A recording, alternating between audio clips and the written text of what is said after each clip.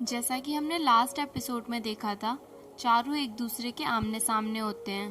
कहानी को फ्लैशबैक में दिखाया जाता है, जहां नुल अपने फादर से फ़ोन पर बात करती है और उसी वक्त अचानक उनके फादर का एक्सीडेंट हो जाता है, जिसकी जिम्मेदार 30 साल की युनजुंग थी, जो कि एक कांग्रेसमैन की एक लौती बेटी थी। एक्सीडेंट के तुरंत बाद वो अपनी कार लेकर वहां से भाग गई। युनजुंग उन just posted a picture in Hawaii. It's been 3 years since I have come to Hawaii. Let's forget about everything under the bright sun.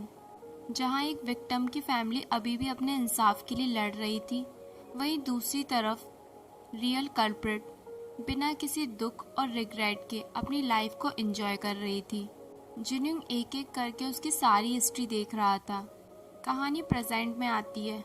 जिन्यूंग उस लड़की को पूल साइड जाते हुए देखता है और कहता है, जिस जगह एक्सीडेंट हुआ वहाँ का कैमरा खराब था। विटनेस ने अपना स्टेटमेंट चेंज कर दिया और एट दी एंड जिन्यूंग उसे बचाने पूल में कूद जाता है। नेक्स्ट सीन में जिन्यूंग को अपनी टीम के साथ दिखाया जाता है, जहाँ वो एक फिल्म साइन करने की बात कहता है। जिन्यूंग का बॉस उसे कहता है, अभी तक तो तुम कोई भी फिल्म करने से इनकार कर रहे थे और आज अचानक से। जिन्यूंग कहता है, क्या आपको ये लगता है कि मैं कोई मजाक कर रहा हूँ? जिन्यूंग के बॉस का तो दिमाग ही घूम जाता है। वो जिन्यूंग से एक बार फिर पूछते हैं, क्या तुम कोई मजाक तो नहीं कर रहे ना? जिन्यूंग की टीम इसलिए परेशान थी क्योंकि उस फिल्म का मेन लीड पहले से ही डिसाइड हो चुका है, पर अब जिन्यूंग फिर से जिद कर रहा है कि उसे वो मूवी करनी है। जिन्यूंग साफ साफ कह देता है, तुम प्रोड्यूसर से बात करो, अब वही चूज करेंगे कि वो किसे चुनते हैं। जिन्यूंग उस मूवी की डायरेक्टर से मिलने आ जाता है। जिन्यूंग का मैनेजर उसे बताता है, तुम्हें पता है ना, वो इंगेज्ड है और कुछ ही दिनों में उसकी शादी होने वाली है। और तो और वो उसे ये भी बताता है कि उसकी शादी मिस्टर चोई की फैमिली में हो रही है और वो जल्द ही मिस्टर चोई की डॉटर इन लॉ बनने वाली है। वो उसे कहता है, तुम झूठ बोल रहे हो। पर उसी की टीम की एक और मेंबर कहती है, जेटी उनका इकलौता बेटा है, क्या तुम्हें इतना भी नहीं पता था? जिन्यूंग जानता है कि वो एक बहुत बड़े जाल में फंसने जा रहा है। जिन्यूंग वहाँ से चला जाता है। दोनों बातें करते हैं। वो कहती है, मुझे तो ऐसा लगता था कि वो नुल को पसंद करता है। जुन का मैनेजर कहता है, how can anyone know what he is thinking. और इसी के साथ कहानी प्रेजेंट में आ जाती है। चारों आमने सामने होते हैं। नुल जिन्यूंग से कहती है, इट्स बिन अ वाइल, और अपने फ़ोन से जिन्यूंग को कॉल लगाती है। वो कहती है, तुमने अपना नंबर चेंज नहीं किया, क्या तुम मेरे टेक्स्ट और कॉल को इग्नोर कर रहे थे? मुझे तो ये लग रहा था कि तुम्हारा नंबर चेंज हो गया। जिन्यूंग उसे कहता है, क्या हम बाद में बात कर सकते हैं, मैं अभी थोड़ा बिजी हूँ। जिन्यूंग उसके क्वेश्चन का आंसर दिए बिना ही वहाँ से चला जाता है। नुल भी गुस्से में वहाँ से चली जाती है। जेटी भी उसे साफ साफ कह देता है, मैं दिल से तुम्हें सॉरी कहना चाहता हूँ, पर मैं तुम्हें कंफ्यूज नहीं करना चाहता था। नुल काफ़ी सारी ड्रिंक पिक कर लेती है और अपने बॉस को कॉल करती है। नेक्स्ट सीन में हमें दिखाया जाता है, वो ज़ोर ज़ोर से गाना गा रही होती है और उसका बॉस वहाँ सोफे में चुपचाप से बैठा होता है। शायद नुल इस तरह से अपने स्ट्रेस और सैडनेस को दूर करना चाहती हो। वहाँ दूसरी तरफ जेटी और जिन्यूंग को भी साथ में दिखाया जाता है। जेटी जिन्यूंग से कहता है, क्या तुम यहाँ नुल को देखने आए थे? जिन्यूंग कहता है, नहीं, मैं मूवी के लिए आया था। और फिर मिस जुन, तुम तो जानते ही हो, ब्यूटीफुल वुमन मेरी वीकनेस है। जेटी जिन्यूंग को ड्रिंक करने से रोक देता है और कहता है, मुझे पता है तुम बीमार हो, तुम्हें ट्यूमर है और तुम्हारे पास ज़्यादा समय नहीं है। तुम नुल के बारे में चिंता करना छोड़ दो, नुल के लिए मैं यहाँ हूँ। जिन्यूंग कुछ कह ही नहीं पाता, वो बिल्कुल शांत बैठा रहता है। नुल जैसे ही वॉशरूम से बाहर निकलती है, वो देखती है जुन की टीम की लड़की को कुछ लड़के छेड़ रहे होते हैं। पहले वो उन्हें इग्नोर करती है, पर जब बात हद से आगे बढ़ जाती है तब उसे ना चाहते हुए भी बीच में बोलना पड़ता है और इसी तरह उन सभी में हाथापाई शुरू हो जाती है। और तभी कुछ देर में जुन्यूंग वहाँ आ जाता है और सभी को फटकार लगाता है। नुल जुन्यूंग के पास आती है और बताती है, गलती हमारी नहीं है, वो लोग बदतमीजी कर रहे थे। जिन्यूंग उसके सामने बहुत ही रूड बिहेव करता है और उसे कहता है, तो क्या हुआ अगर वो उसे छेड़ रहे थे? नुल कहती है, मुझे बहुत चोट लगी है, और उसे अपनी चोट दिखाती है। जिनको काफ़ी बुरा लग रहा होता है, पर वो उसे दिखा नहीं सकता क्योंकि इस बार उसका प्लान कुछ और ही है। जिनयूंग एक लेडी को बुलाता है और कहता है, क्या यहाँ पास में कोई हॉस्पिटल है? शायद इन्हें चोट आई है, क्या तुम इसे हॉस्पिटल ले जा सकती हो? वो इतना कहकर नुल को वहीं अकेला छोड़कर चला जाता है। जिनयूंग को बीच साइड पर दिखाया जाता है। नुल वहाँ से गुजरते हुए उसे देख लेती है। वो कुछ देर के लिए अपनी आंखें बंद करता है और जैसे ही उन्हें खोलता है, नुल उसके सामने होती है। वो उसे कहती है, क्या तुमने मेरे $5 देखे? जिनयूंग उसे मना कर देता है। वो कहती है, पर मैंने यहीं कहीं उन्हें गिरा दिया, क्या तुम अपना पैर ऊपर करोगे? जिनयूंग अपना पैर ऊपर कर लेता है। वो उसे अपना शूज़ उतारने को भी कहती है। जिनयूंग वो भी कर देता है। इन सब चीज़ों से इरिटेट होकर वो वहाँ से जाने लगता है। तभी नुल उसका हाथ पकड़ लेती है। लोग मुझे कहते हैं कि तुम मुझे अवॉइड कर रहे हो क्योंकि तुम डरते हो, पर मैं नहीं मानती। मुझे पता है कि तुम कैसे हो। जिनयूंग अपना हाथ पीछे खींच लेता है और कहता है, क्या जानती हो तुम मेरे बारे में? वो कहती है, मैं सब कुछ जानती हूँ, यहाँ तक कि ये भी कि तुम अभी क्या सोच रहे हो। जिनयूंग की आंखें खुल जाती हैं। जिनयूंग उसे गौर से देखता है। वो कहती है, तुम मुझे मिस कर रहे हो ना? यू रियली मिस्ड मी, यही कहना चाहते हो ना तुम मुझसे? जिनयूंग हंसकर उसकी बात को टालना चाहता है। वो कहता है, ये सब तुम्हारी थिंकिंग है, ना कि मेरी। अगर ऐसा सोचकर तुम्हें अच्छा लगता है तो तुम ऐसा सोच सकती हो। नुल उसे कहती है, I missed you too Jinyoung, I missed you a lot, I almost went insane, this is my answer to your thoughts.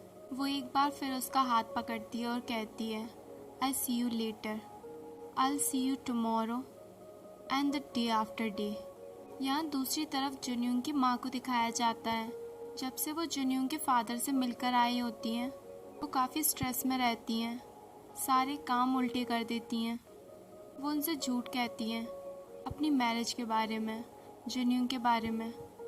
वो मिस्टर चोई के सामने अपने बॉस को अपना हस्बैंड बताती हैं।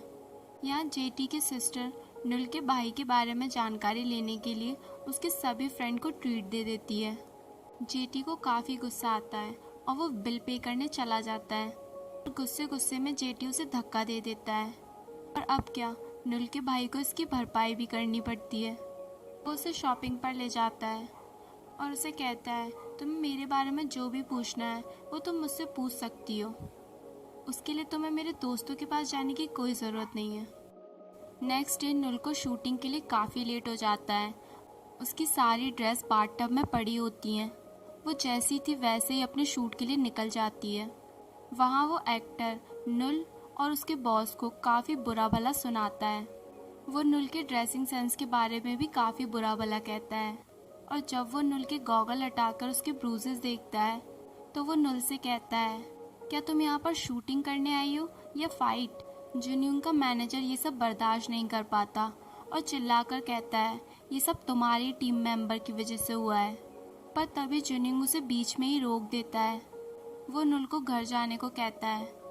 नुल उसे कहती है, तो क्या हुआ अगर मैंने अच्छे कपड़े नहीं पहने? वो उसे कहता है, तो क्या इसी वजह से जिनयूंग ने तुम्हें अपनी टीम से बाहर निकाल दिया? वो सभी के सामने जिनयूंग को कहता है, अगर तुम्हें पता था ये इतनी पागल है तो तुमने मुझे पहले क्यों नहीं बताया? जिनयूंग अपने गुस्से को कंट्रोल करता है और मुस्कुराते हुए कहता है, मुझे नहीं पता था ये तुम्हारे स्टाफ में है, अगर पता होता तो मैं तुम्हें पहले ही बता देता। और ये सुनने के बाद नुल अपने इमोशन को कंट्रोल नहीं कर पाती और अपना बैग उठाकर वहाँ से चली जाती है। जिनयूंग को भी काफ़ी बुरा लगता है, पर जिनयूंग यहाँ जो भी कर रहा था उसके पीछे एक रीज़न है। नुल और जेटी को साथ में दिखाया जाता है। दोनों बातें करते हैं। नुल उसे बताती है, मुझे जॉब से निकाल दिया गया है। जेटी उसे कहता है, क्या तुम जिनयूंग को इतना पसंद करती हो? Where is your pride? नुल जेटी से कहती है, और तुम्हारा क्या? Why do you like me so much? Don't you have any pride? हम कभी एक साथ नहीं हो सकते। जेटी नुल से कहता है, चलो हम दोनों घर चलते हैं। यहाँ दूसरी तरफ जिनयूंग की टीम को भी जिनयूंग पर काफ़ी गुस्सा आ रहा था। जिनयूंग को शूटिंग करते हुए दिखाया जाता है। एक सीन के दौरान सेकंड एक्टर उसके गले को कुछ ज़्यादा ही ज़ोर से दबा देता है हालांकि ये कैमरे में नज़र नहीं आता, पर जुनयून को काफ़ी गुस्सा आ जाता है और वो उसके फेस पर काफ़ी पंच करता है। और फिर जो उसने नुल के बारे में कहा था, जुनयून को काफ़ी गुस्सा था। वो उसे मारता ही जाता है। सभी लोग उसे रुकने को कहते हैं, पर वो नहीं रुकता। शूट को कैंसिल कर दिया जाता है। जुनयून की मीटिंग डायरेक्टर के साथ होती है।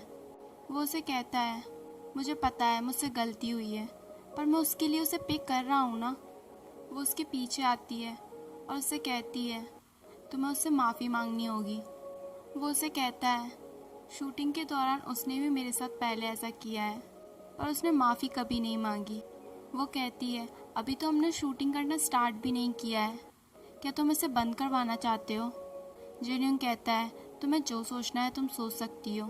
वो उससे रिक्वेस्ट करती है, ये मेरा पहला प्रोजेक्ट है जिसमें मैं टीम लीडिंग कर रही हूँ। जुनयून अचानक उससे कहता है वो किस हॉस्पिटल में है और उससे माफ़ी मांगने के लिए तैयार हो जाता है। पर वो एक्टर भी कुछ कम ढीठ नहीं था। वो एक ट्विस्ट बीच में ला देता है। वो कहता है, माफ़ी इसे अपने घुटनों पर मांगनी होगी। वो कहती है उसके बदले मैं माफ़ी मांगूंगी, पर जुनयून उसे रोक देता है और खुद अपनी नीज़ पर डाउन होकर उससे माफ़ी मांगता है। वो काफ़ी शॉक्ड हो जाती है और शायद मन ही मन जुनयून से इम्प्रेस भी। जुनयून अपने रूम में वापस लौट कर आता है। उसके रूम के बाहर नुल बैठी होती है। वो उससे कहती है, ये सब तुमने मेरी वजह से किया ना, तुमने उसे मेरी वजह से मारा है ना? जुनयून कहता है, तुम फिर से कुछ ज़्यादा ही सोच रही हो, जाओ और दवाई लेकर सो जाओ। वो उसके रूम में घुस जाती है और कहती है, तुम ऐसे क्यों प्रिटेंड कर रहे हो कि तुम मेरी कोई परवाह ही नहीं करते? जुनयून कहता है, मैं पिछले एक दिन से सोया नहीं हूँ, मैं सोना चाहता हूँ, प्लीज़ लीव मी। नुल कहती है, अगर ये किसी तरह का मजाक है तो तुम करो, मैं बिल्कुल भी हर्ट नहीं होंगी। आई वोंट गेट अपसेट और मिसअंडरस्टैंड यू। करो, तुम्हें जो करना है। जुनयून उसे बेड पर गिरा देता है और कहता है, क्या तुम मेरे साथ सोना चाहती हो? If that's not what you want, tell me now, मैं तुम्हारे लिए दरवाज़ा खोल दूँगा।